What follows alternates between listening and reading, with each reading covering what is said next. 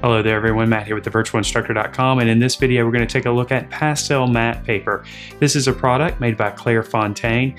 It is a relatively new pastel surface. It's been around for about 5 or 6 years or so, and in this video I'm going to be sharing with you my very first impressions of using this surface, and we're going to take a look at the pros and cons along the way, and we'll finish things up with a quick demo where I'll take you through the entire process of drawing a quick little sketch with pastels on this wonderful surface. So let's go ahead and dive right in.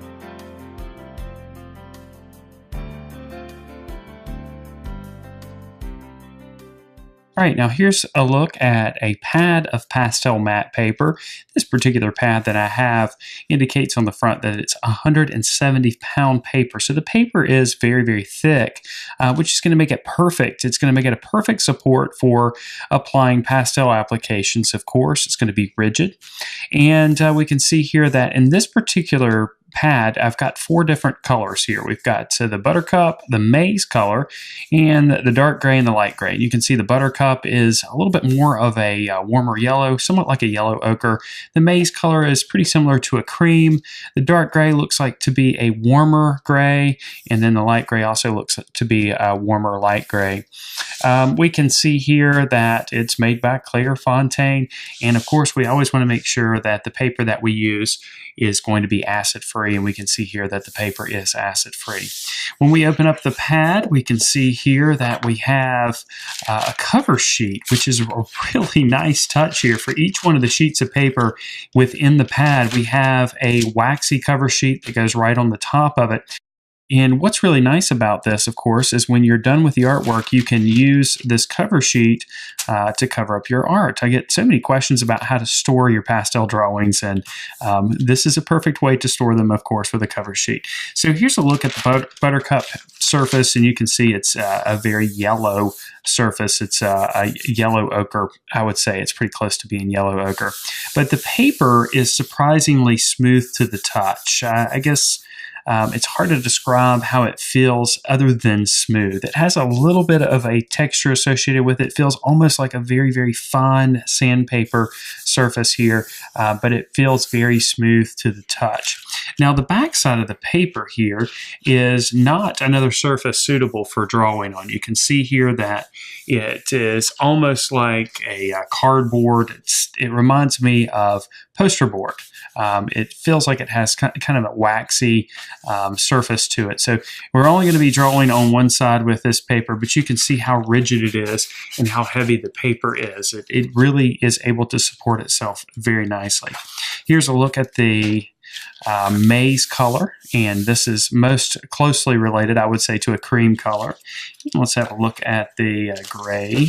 Here's a dark gray surface. You can see it's a very rich dark gray.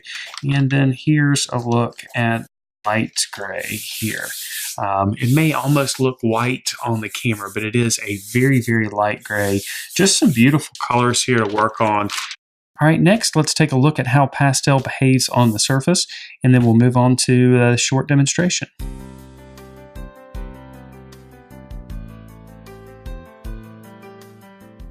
All right, we're going to look at basically 3 different aspects of the paper here real quickly. The first thing I want to test is how easy it is actually to layer the pastels on the surface. So I'm just going to start here with a darker red, and I'm just going to create a small little square right here, and then we'll just start layering some colors on the surface. We'll start with this dark red, and you can see immediately that the color is easily spread over the surface. I'm not getting a whole lot of resistance. Perhaps you can hear a little bit. The tooth is interacting with the paper a little bit, but you can also see how little pastel dust comes up as a result of making this little swatch here. Now let's layer a little bit of blue over the top and see how rich the blue is as we layer it over the top of the red.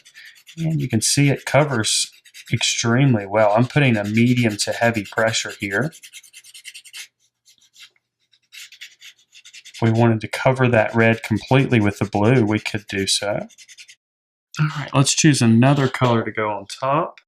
Let's choose a yellow green and see what happens here. And you can see with the yellow green, look at how well that covers. That is really covering extremely well. You may have noticed on some papers when you apply pastel over the top of other areas where you've already applied the pastel, sometimes it's difficult to cover the applications. And with this paper, that doesn't look like that's going to be a problem at all. And even though this is only 3 layers, I can really see that even though the tooth feels relatively weak, it's going to be able to handle multiple applications, which is what we should be looking for in a pastel surface anyway. Now let's give it a real test and let's apply a bit of white over the top and see how brilliant and bright the white is. And I think that pretty much speaks for itself. You can see how strong these lines are, how visible they are, and they're just effortlessly put on here. I'm really impressed with this paper so far. All right, the next thing we're going to test here is the blendability of the pastels on the surface. Of course, we want to be able to, in some cases, use our finger to smudge and move the pastel around on the surface, but you also want to be able to do that with a level of control. So let's go ahead and give it a quick test. We're going to try to create a transition from blue to red, and we'll have a little bit of purple in between, and we'll see what happens. So we'll just start here with this primary blue. And look at how bright it is on the surface. And then we'll just let it fade down here. We'll use a warmer red for this, and we'll just do the same thing on the bottom and work our way to the top. See if we can't create a warmer purple in between.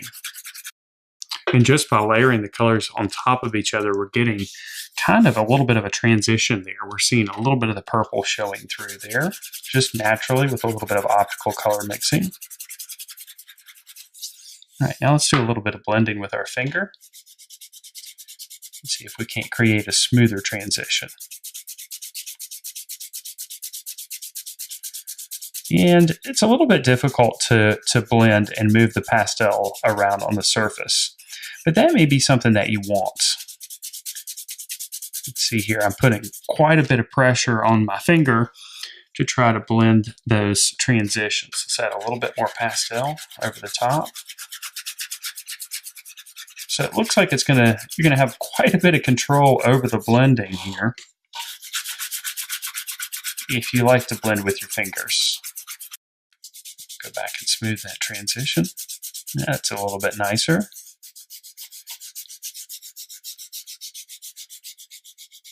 Go vertically. They're not too bad. We do have, like I mentioned before, a high level of control over the blending. It doesn't feel like the pastel's wanting to fly all over the place. It actually feels like it's wanting to stay in place, but you can see with a little bit of blending and with a little bit of vigorous blending with my finger, we were able to create a smooth transition from blue to red with a little bit of purple in between. All right, next we're going to take a look at how water interacts with the pastel on the surface. Since this paper is a little bit more rigid and a little bit heavier, I feel like it's going to really perform well with a bit of water. Of course, we can add a bit of water to the pastel and thin it out and create some more painterly effects. So let's go ahead and grab a couple of colors, and we'll just do some blending with the water. We'll start with a bit of yellow-green, and let's add a little bit of a darker yellow-green. Maybe a medium yellow-green, and maybe a really light yellow-green down here.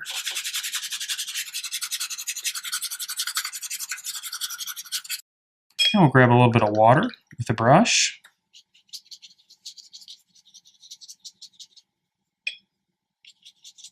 And activate that pastel right there on the surface.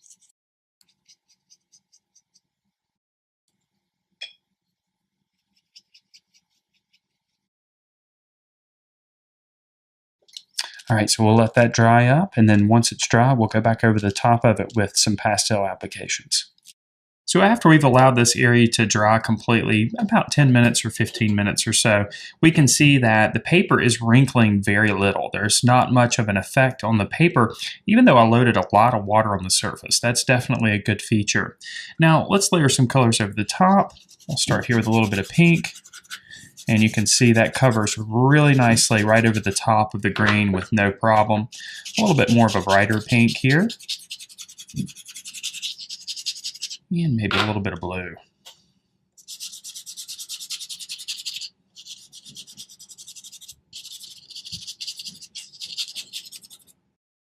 So you can see with each one of these tests, we've got some really nice layering that happens here. We can see that we've got nice control over the blending, but we're able to still create a smooth transition from one color to the next.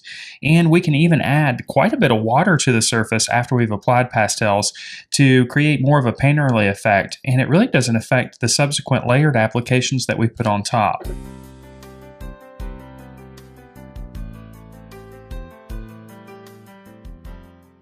Okay, so we're going to take a look at how pastel matte paper behaves. I'm going to do a loose sketch of an apple, and for whatever reason, I love drawing apples when I'm testing out new products or products that are new to me anyway, whether they be colored pencils, pastels, whatever they may be. And in this case, this surface is brand new to me, pastel matte. I know it's been around for a little bit of time, but it's still relatively kind of new. So I've had a couple of questions about it, and I'm excited to dive in and take a look and see how it behaves. And we're going to draw an apple. So let's go ahead and get started. I'm just going to grab a red here, and I'm going to start by just making the basic shape of the apple. And this is going to be my first impressions of the surface and how it behaves. And I'm going to try to keep this drawing pretty nice and loose here. And I'm going to start with light, loose marks here, just trying to get the basic shape of the apple in place. We'll let it be kind of larger here. And immediately you can see, hopefully you can see how just soft and buttery the marks are. They definitely feel buttery as I'm making these marks. They feel nice and soft and very controlled. The paper surface feels very velvety. It's got a nice feel to it.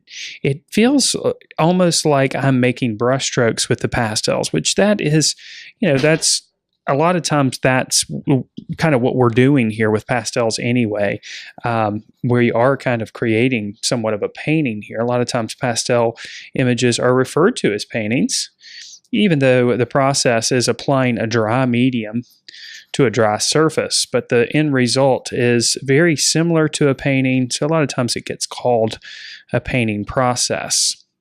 Now you can see here I'm keeping things relatively loose, and this red I'm adding here is pretty electric, but we're going to just add a series of colors to the surface and slowly bring things to a more representational color, but you can see how much it's popping off of that gray background. So let's go ahead and define some of the lighter yellow greens that are going to be in place. I'm just going to start with this really light yellow green. This is going to feel very electric too, but we're just going to go ahead and put down some of the colors here initially, and then we'll start working them darker and lighter.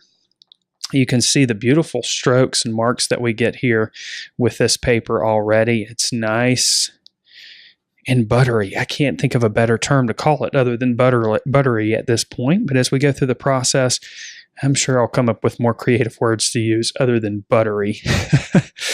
But it is just really, you have a real sense of control here. And another thing that I'm noticing here with this paper right off the bat is there's not a lot of pastel dust that's coming off the surface. We're putting these marks on using the side of the pastel, and there's just not a whole lot of it's flying off.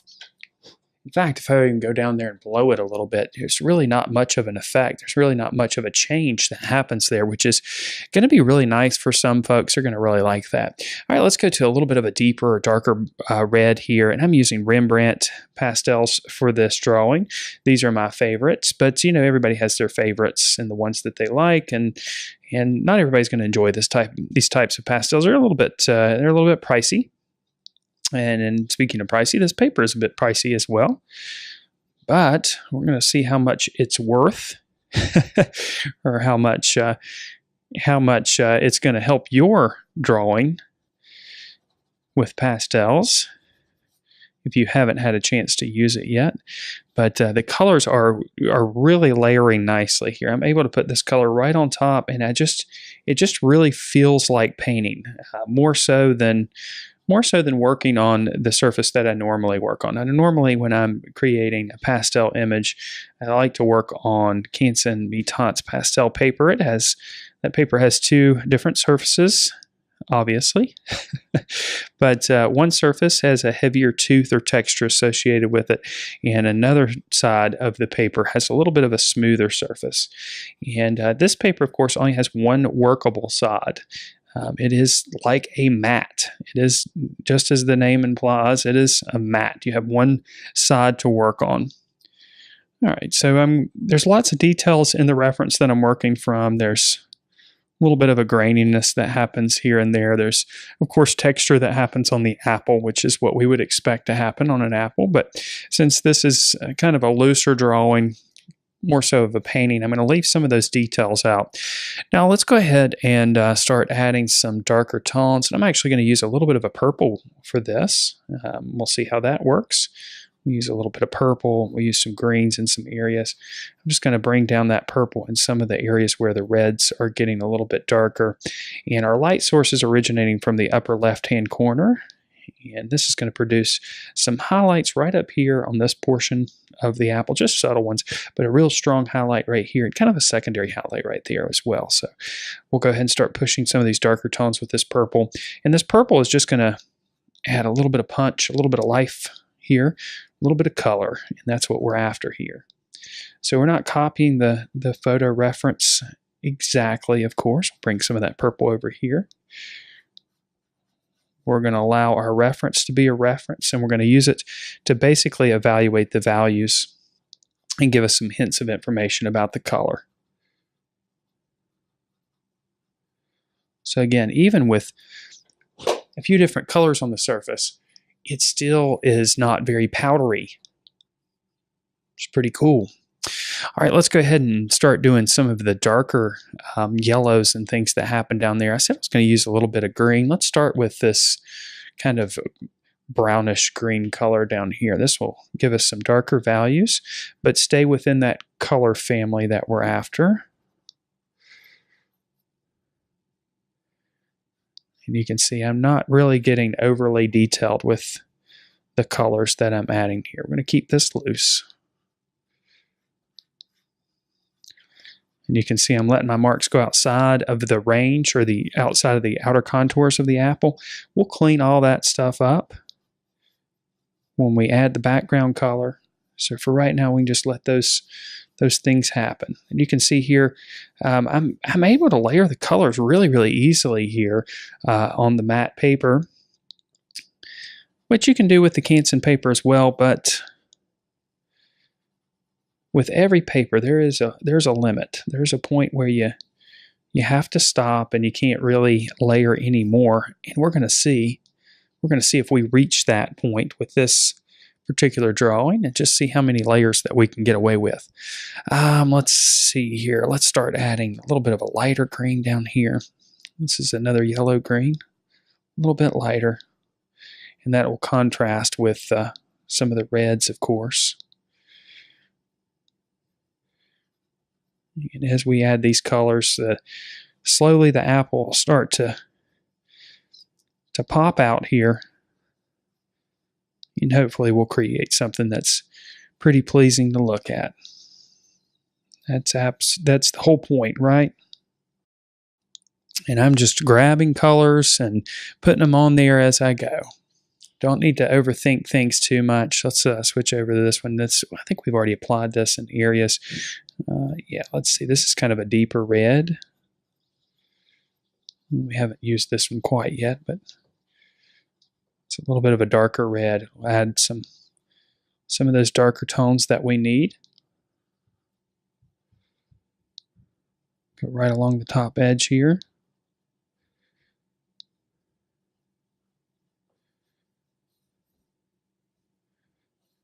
Over here, we've got some really rich dark tones. We might have to incorporate some browns over here. We'll see. Just, you can see how painterly this is looking already. Already my first impressions here is that this paper is going to be really suited for kind of a painterly approach. So if you like to have a lot of control over your pastels, I think this paper is going to give you a lot of control, but it definitely feels. This is a dark brown here. This looks like it's a black, but it's not. This paper definitely is going to give you that control, but it also is really nice for creating that painterly feel in a pastel image, which that is what some people are looking for. And I can't tell you how much this feels like I'm painting. All right, so I'm going to take my finger and do just a little bit of loose smudging here. And you can see the paper is kind of allowing the smudging to be very, very smooth. I feel like I have a whole lot of control over it. I don't feel like I'm necessarily moving the pastel over the surface. Instead, it feels like I'm blending the pastel, just like you would want to happen. Sometimes when we use our fingers to smudge pastel colors in place, sometimes it can make things a little bit messy, and that's why sometimes we need to switch fingers to keep it a little bit clean. But sometimes things get way out of control there when we start blending and moving colors around, and I don't feel like in this particular case things are getting out of control. It still feels like I have quite a bit of control as I'm blending things around there. All right, so let's go ahead and let's add just a little bit more yellow green here. Let's add a little bit of yellow green on this side here. This might be too strong. We'll see what happens. That's a little too strong. Let's work that in real quick. Just a little bit too bright. And let's go a little bit more subdued here. Let's try this color. Yeah, that's a little bit more like it. And again, I don't want to get too carried away with too many colors and start trying to pull in too many details. Things to stay loose and painterly. Let's add a little bit of pink up there. Just working quickly here. This is where we've got that stronger highlight happening. So put a little bit of that pink down. Kind of work it in there. And we've got kind of a little bit of a lighter tone that happens right here too. Just quickly work that in. And then right across the top edge, we've got a little bit of a lighter tone. Just keeping it loose, giving it an impression. All right.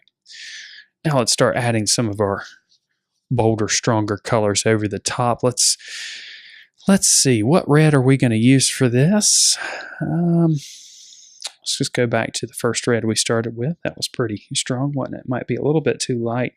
Now we're going to start just adding some colors right over the top. And in this case, we're going to allow these colors to just sit there.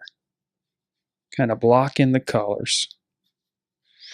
Some of these colors that we've already added, we're going to allow them to kind of be somewhat like an underpainting, where they're blended.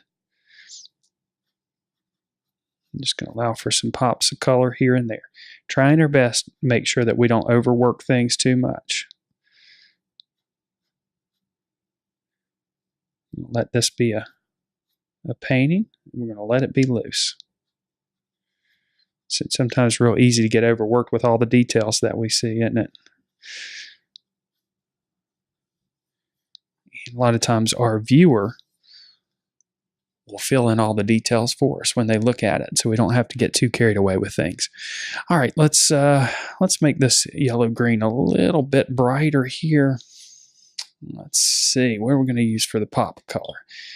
That color might be a little too strong. Let's try this one. So there's a little bit of a transition zone down here. We'll add some of this yellow green. And this color should pop nicely against that red. There we go, just a little bit of a transition. Most of our strokes are flowing along the cross contours of the form of the apple. So in other words, we're going to bring strokes that come down on either side like that. Let's bring a little bit of that over here on the side of shadow, even just a little bit of that color.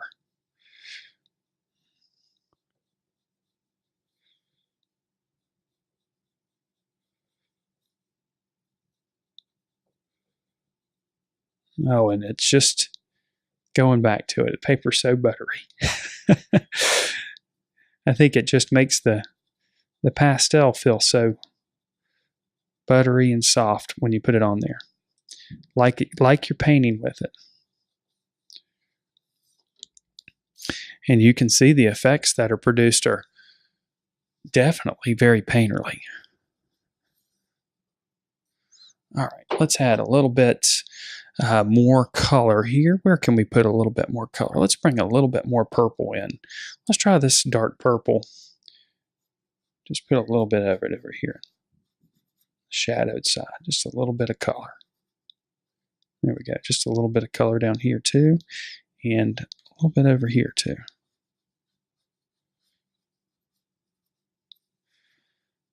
And maybe up here where things are a little bit darker.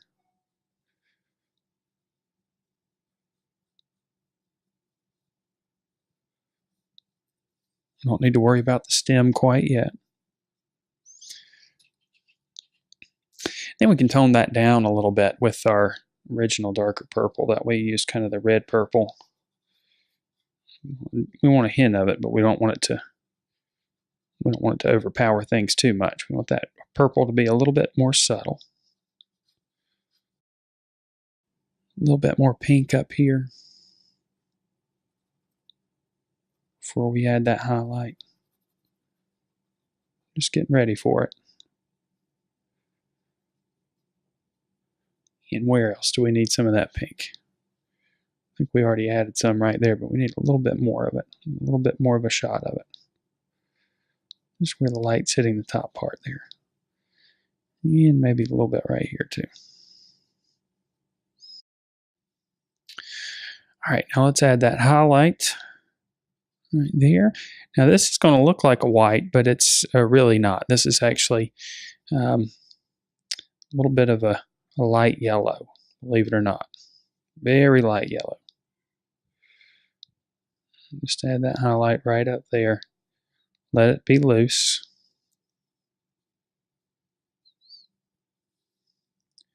And then there's a subtle one right here in the middle. Make it a little bit lighter up here. A little bit lighter right there. And then let's go back and grab that. We'll grab a real light yellow green and add a little punch of it up there at the top.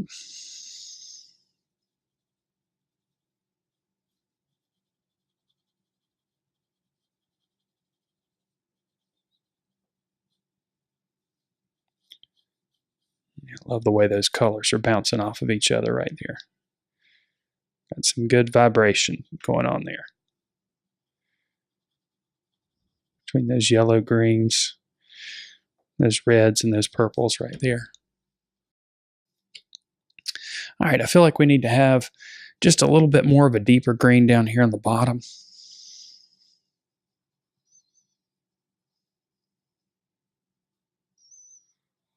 Yeah, just a little bit more vibration. Again, keeping things nice, loose, painterly. All right, let's make that highlight a little bit stronger, this time with some actual white.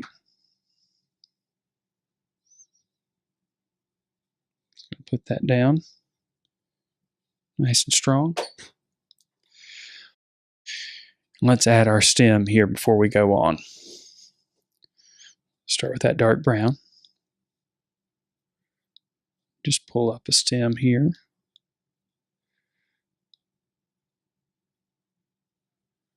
Just make the shape. Then on the top, we'll start adding some lighter tones here. This is a light gray. Get that light hitting on the left side. And let's add a pop of color right underneath that. Maybe a little bit of blue. Just to give it a little bit of just a little bit of color. Seems strange, doesn't it? A little bit of blue. A little bit of brown on top. We create a more natural black. We'll still let some of that blue show through there, and tone down some of those grays with that brown. There we go.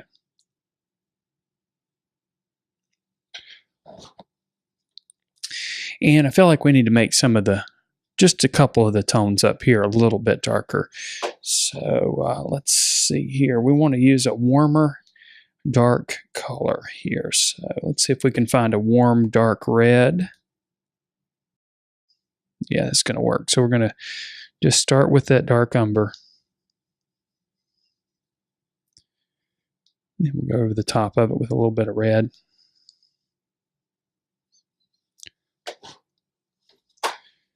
And while we're at it, we'll make some of the shadows down here just a little bit darker. And I tell you what, I'm really enjoying this paper. I think it's helping me actually to loosen up a little bit and be a little bit more painterly with things.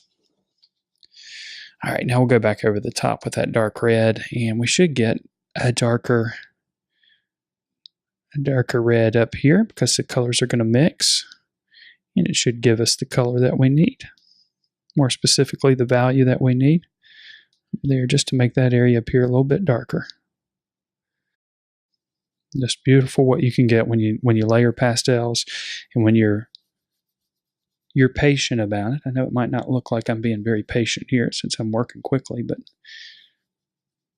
we're just not expecting everything to happen at one time. That's what I mean about working patiently.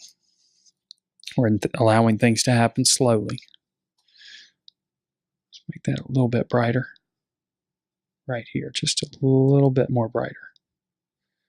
A little bit more contrast. And you can see how the shape of the apple right now, doesn't really make a whole lot of sense. But don't let that bother you. In just a minute, we'll clean that up. Let's add a little bit more warmth to the red. We've got some of those cooler reds in place. Let's add a little bit more of a punch here with a little bit of a red orange. We'll see how that works. If we don't like it, we'll cover it up.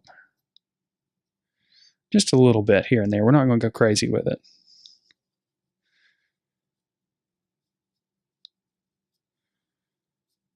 Look at that.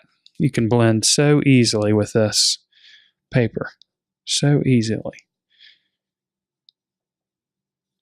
Sometimes you're scared to go in there and touch things because you're going to blend too much. Sometimes if that happens, you're going to mess up some of the areas that you've already worked. But with this, it seems like this paper, it seems like you're able to get multiple layers pretty easily without with blending, without being afraid that you're going to mess up what you've already got in place, which is a nice thing to have at your disposal. A little bit more of the original red that we used. And after we get this in place, we're going to go ahead and frame out the shape of the apple. And we'll see what we've got in place. And then we'll add a little bit of cast shadow. All right, let's frame out what we've got here. It might not look like we've got a really good defined shape of an apple. So as you can see, some of the purple has escaped out here. That's no worries because we're gonna put in just a kind of an off-white background. It might look white, but it's going to be kind of a little bit of a tone, or a little bit of a lighter version of a color. We're going to actually use a lighter version of yellow here, and this is really going to look like we're using white, but it's not completely white. And if you did use white, it wouldn't be the end of the world. It's no big deal. So this is going to be the point where we just frame everything out. And you can see here, we're talking about the Pastelmat paper here, and I really think that you could put a few more additional layers on here. We put a few layers on here and haven't come into any issues, and I think you really could just continue to pile the pastels on here. Of course, this is the first drawing that I've ever done using this paper, and it definitely is different than the papers that I've used before in the past. And I think that it is a paper for a specific type of approach. And I think if you're going to approach things with a little bit more of a painterly approach, I think that you're going to love this paper. But I do think also that this paper is going to give you a level of control that you might not have experienced with pastels before. Because look, I mean, I'm using a lot of pastel on the surface, and there's dust there, but it's not that much. So you can imagine the level of control you have when you're applying the pastels. Just all kinds of control that you don't normally get. It feels like this paper tames the pastels to a certain degree. And if you've been having trouble taming your pastels, maybe this is a surface that you're going to want to try out at least. You can see how easily we can frame out the apple. And now that we've got some lighter value in place, we can contrast that with the values that we've got in place on the apple and kind of evaluate what we've got as a whole. For the most part, during this whole process, we've had the gray of the paper there. And that's going to make our values look a little bit lighter than they are in reality. So when we're getting some of these white tones or lighter tones on the surface, we can see that our values are pretty dark. So I'm going to go ahead and just finish this background, and then we'll put a little bit of shadow underneath it.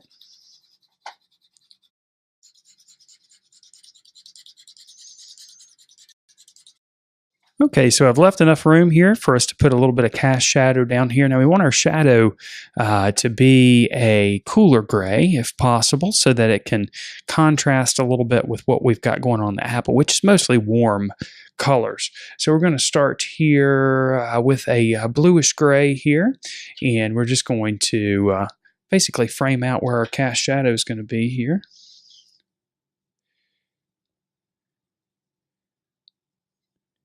And we'll go right underneath the apple there. And since our light source is coming from the left side, we're going to have our cast shadow on the right side, right underneath the apple. Then as it transitions into the white that we've added back there, we're just going to use our finger and kind of ease that transition. Because that's what happens to shadows as they extend out and they lose intensity. Let's go in there with another application. Make it a little bit darker, a little bit stronger, closer to the apple. And there we go. There's a quick little pastel sketch using the Pastelmat paper. I really, really love this paper, and I really, really love the painterly effect that it produces. And also the fact that as you're applying the material, it really feels like you're painting. It really gives you that feeling of a paintbrush. I can't describe it really any better than that. It doesn't give you the same kind of feel that you get from more heavier textured or papers that have a little bit of a heavier tooth associated with it. This paper is definitely softer, and you can feel it right from the start, right from your first marks, and it carries over. Even though we put additional layers over there, with each layer, it still had that soft, buttery feel.